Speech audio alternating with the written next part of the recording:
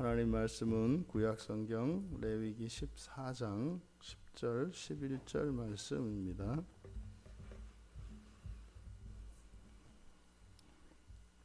우리 같이 한 목소리로 함께 읽겠습니다. 여덟째 날에 그는 흠 없는 어린 수양 2마리와 1년 된 흠 없는 어린 암양 1마리와 또 고운 가루 10분의 3 에바의 기름 섞은 소재물과 기름 1록을 취할 것이요 정결하게 하는 제사장은 정결함을 받을 자와 그 물건들을 회막문 여호와 앞에 두고. 아멘. 지금 우리가 나병에 걸려서 부정하게 되었고, 그래서 공동체에서 이제 배제되었던 그 사람이 이제 병이 낫고 부정을 씻고 정결을 회복하여 공동체로 돌아와 일상을 회복하는 이 과정을 우리가 살펴보고 있습니다.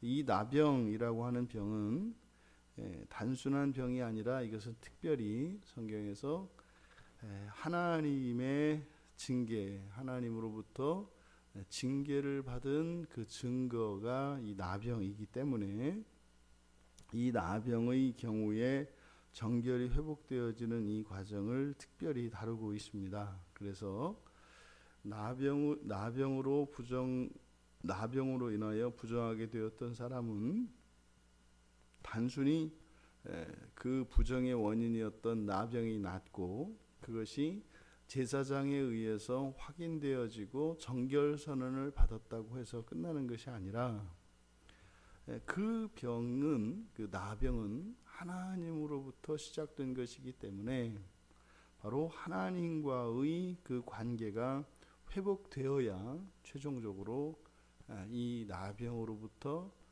부정이 씻겨지고 정결이 회복되었다고 할 수 있을 것입니다.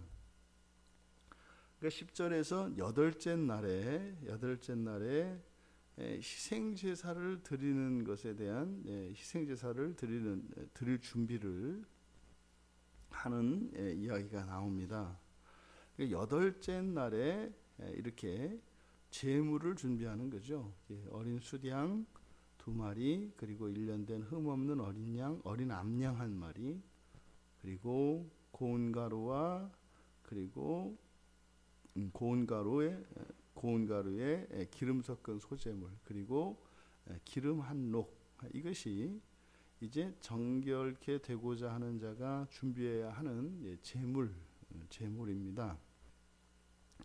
여기서 우리들이 살펴볼 수 있는 것이 이제는 완전히 나병에서 나았고 제사장으로부터 정결선을 받았습니다. 그래서 이제 옷도 빨아입고 목욕을 함으로써 흠이 없어요. 완전히 준비가 되었습니다. 그게 이제 7일째 일어나는 일이었고, 그럼 여덟째 날은 비로소 그가 그 나병으로부터의 부정을 다 씻고 온전히 정결을 회복한 첫째 날입니다.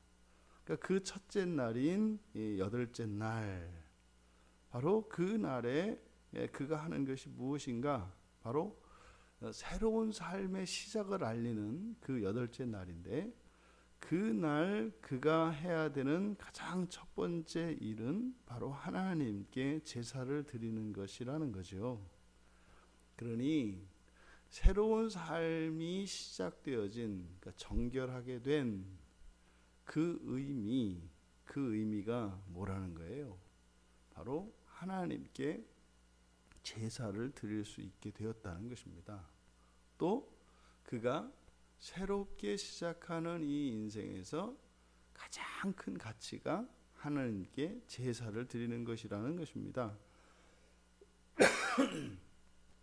이것을 오늘날 우리들의 삶에 적용을 해보면, 예수를 믿고 이제 하나님의 자녀가 된, 하나님의 백성이 된 그리스도인들이 가장 가치 있게 여겨야 하는 일이 무엇인가를 보여주고, 또 우리가 그리스도인 된, 이 지상에서 그리스도인 된 그 가장 큰 의미는 바로 하나님께 드리는 예배라는 것입니다.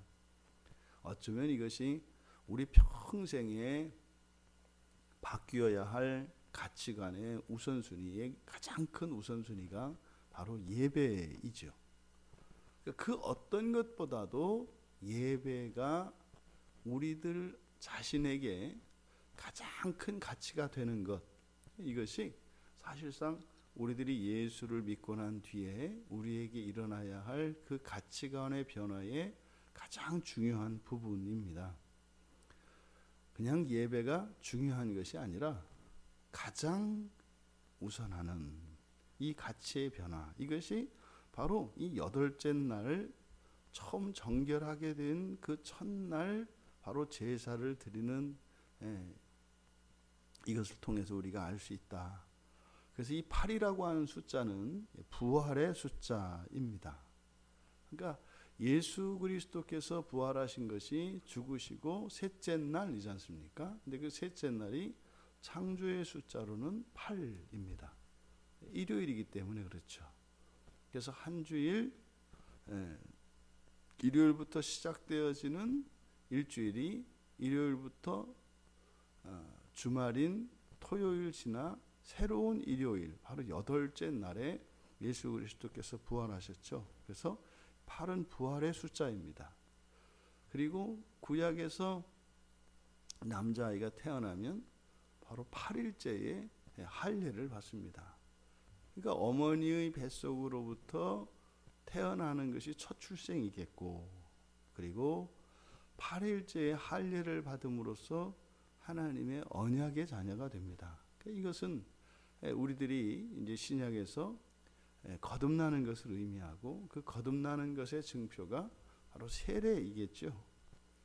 그러니 구원파 사람들이 거듭난 날짜가, 구원받은 날짜가 언제냐, 이걸 가지고 이제 많이 이야기들을 하는데, 우리 그리스도인들에게 있어서 바로 이 세례라고 하는 것은 사실은 이제 거듭난 것에 대한 공적인 표, 이것이 세례이죠. 이 8이라고 하는 숫자는 그래서 구약에 있는 신약의 이 세례와 또 장차 종말에 일어나게 될 부활을 상징하는 숫자가 바로 이 8입니다. 이것은 이스라엘의 절기에서 가장 중요한 유월절과 무교절에서 무교절의 숫자가 또 이 8입니다. 그러면 이제 나병에서 나았고 정결을 회복하려고 하는 자가 준비하는 이 예물, 여기에 보면 이제 뒤에 이제 쭉 속건제와 속죄제 그리고 번제에 대한 이야기가 쭉 이어집니다. 그러니까 여기서 준비하는 예물들은 바로 그거죠. 속건제를 드리기 위한 속건제와 속죄제, 그리고 거기에는 물론 소제가 뒤따라갑니다. 같이 이제 병행이 됩니다. 그리고 번제를 드리죠.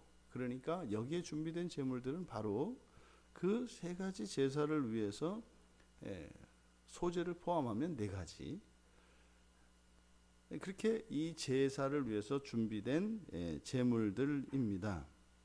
그런데 여기서 우리가 좀 눈에 띄는 것이 뭐냐면 어린 수량입니다. 어린 수량 2마리. 이 수량은 속건제물에서도 특별히 성물을 범했을 때 하나님의 것이죠. 성물에 대해서 부지중에 범죄했을 때 이 어린 수량, 이 수량을 제물로 씁니다. 그리고 타인의 재산에 피해를 입혔을 때 드리는 제물이 이 수량입니다. 그리고 제사장 위임식 때 사용되는 제물이 또 이 숫양입니다. 그리고 이 숫양은 특별히 바로 장차 인류에 대속하실 어린 양으로서 예수 그리스도를 상징합니다. 그러니까 여기에서 수량을 사용한다고 하는 이것이 의미하는 바가 무엇인지 우리에게 짐작할 수 있게 합니다. 그러니까 이 수량을 드린다라고 하는 이 의미는 바로 나병에 걸려서 부정하게 된 것, 이것이 총체적으로 보면 사람의 죄를 대표하죠. 이 사람의 범죄로 인해서 범죄를 했을 때 이제 사람들이 부정하게 되는데, 그 부정하게 되는 의미가 뭐라는 겁니까? 성물을 범한다는 의미로 우리가 유추할 수 있어요. 왜 성물을 범합니까? 우리는 하나님의 것이 되었기 때문이죠. 하나님의 소유가 되었기 때문에 성물을 범하는 게 됩니다. 또한 이것은 하나님의 소유이기 때문에 또한 하나님의 재산을 범하는 것이 됩니다. 그러니까 이 숫양으로 속건제물을 준비하는 이것을 통해서, 속건제물과 속죄제물이죠. 이것을 통해서 바로 앞에서 제사법에서 사용되어진 이 숫양을 통해서 그 의미를 우리가 유추해낼 수 있습니다. 그러니까 8일째 지금 드리려고 하는 이 제사는 결국 하나님의 소유로 거룩하게 구별되는 과정인 거죠. 이것이 바로 이 제사를 통해서 여기서 무슨 속죄를 얻고 이렇게 하는 것이 아니라 이미 앞에서 다 정결하게 됐습니다. 그런데 바로 그런 나병으로부터 정결된 것의 의미가 무엇인지를 이 제사를 통해서 가르쳐주고 있는 것입니다. 이어서 정결하게 하는 그 제사를 담당하는 제사장은 바로 그 정결함을 받으려고 하는 사람과 그 물건들, 제물들이겠죠. 이 제물을 회막문 여호와 앞에 두라고 말씀을 합니다. 그러니까 회막문 여호와 앞에, 이것은 곧 여호와 앞에 서는 것과 같습니다. 그러니 제사장이 이 예물과 이 제물과 정결함을 받을 이 사람을 회막문 앞에 세우는 것은 이제 그가 여호와 하나님과의 영적인 교제를 나눌 수 있는 특권이 회복된 것에 대한 공적인 선언이 되는 거죠. 이 말씀을 통해서 우리 신자들이 죄를 범하는 그것은 곧 성물을 범하는 것이고 하나님의 소유를 침범하는 것이기 때문에 숫양을 제물로 드리는 이것을 통해서 바로 그리스도 예수께서 우리의 제물이 되어 십자가에서 죽으셨던 이 사건의 의미를 우리가 되짚어 볼 수 있습니다. 우리들이 범하는 모든 죄는 그저 사람에게 범하는 이런 죄가 아니라 그것이 곧 하나님의 성물에 대한 것이고 하나님의 절대 주권에 대한 침해라는 것입니다. 근데 그것은 달리 갚을 길이 없어요. 오직 예수 그리스도, 하나님 되시는 그리스도께서만 우리들의 이러한 죄값을 대신할 수 있다라는 겁니다. 그래서 죄인은 자신의 죄를 인정을 할 때 자신이 인정하는 그 죄가 바로 하나님께 대하여 지은 죄다라고 하는 것을 인식해야 하는 것입니다. 그냥 개인적으로, 도덕적으로, 법적으로 내가 죄를 지은 이것보다 더욱 중요한 것은 우리의 범죄가 하나님에 대하여 지은 범죄라고 하는 사실을 깨달아야 한다는 겁니다. 내가 죄인인 것보다 더욱 중요한 것은 하나님께 죄를 지었다고 하는 이 사실을 우리가 기억해야 한다. 하지만 이것은 대제사장 되시는 예수 그리스도로 말미암아 속죄가 되고 그리고 정결이 회복되어진다는 것이죠. 그러면 그 결과는 무엇입니까?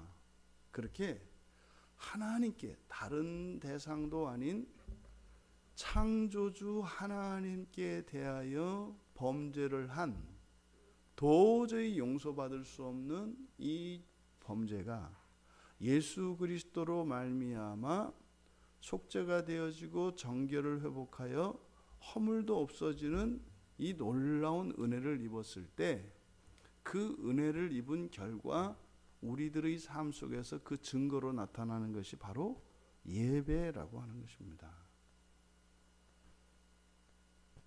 그러니 우리가 하나님께 예배하는 이것은 참으로 내가 하나님께 대하여 지은 모든 죄가 정결하게 되었고, 또 그렇게 우리의 정결이 완전하게 회복되어진 그것으로 이제 하나님과의 끊겼던 관계를 계속 이어나가겠습니다 라고 하는 자기 선언적인 의미가 또한 이 예배에 있는 것이죠.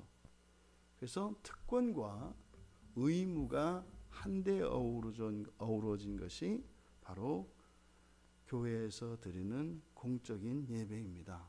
그래서 그 예배를 인도하는 일, 그것이 우리 목회자들에게 가장 중요한 사명 가운데 하나인 것이죠. 그 예배는 하나님께서 정하신 대로 그 예물이 준비되어야 하고, 또 그 자리에 정결함을 받고자 하는 이가 나와 서야 합니다. 그러니 교회를 떠난 구원은 있을 수 없고, 예배를 소홀히 하는 구원받은 사람은 없다는 사실입니다. 죄와 허물이 완전히 용서되어진 것은 이제 뒤에서 드려지는 속건제와 속죄제를 통하여 이제 그것이 확인되어지는데, 이 모든 것이 합쳐진 것이 오늘날 우리 신약의 그리스도인들이 드리는 예배라고 하는 것입니다. 나병 환자의 정결이 회복되는 것과 이 제사의 관계성을 통해서 우리가 참으로 예수 그리스도로 말미암아 그 완전한 구원의 은혜를 입은 자다라고 하는 증거가 예배 가운데서 우리 모두에게 경험되어지기를 바랍니다.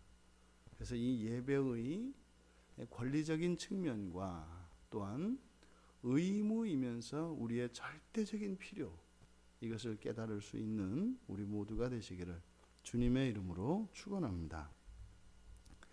존귀하신 하나님, 저희들이 살아가면서 하나님께 예배하는 이것이 지난날 하나님께 대하여 범죄하였던 모든 것으로부터 용서를 받고 깨끗함을 받은 증거인 것을 알게 되었습니다. 예배의 영광을 회복하게 하여 주시고, 예배가 방해받지 않도록 은혜를 내려 주셔서 그리스도를 통하여 용서하신 하나님의 백성들이 온전히 하나님 앞에 나와 거룩한 예배를 드릴 수 있는 은혜를 내려 주시옵소서. 감사하며 예수님의 이름으로 기도하옵나이다. 아멘.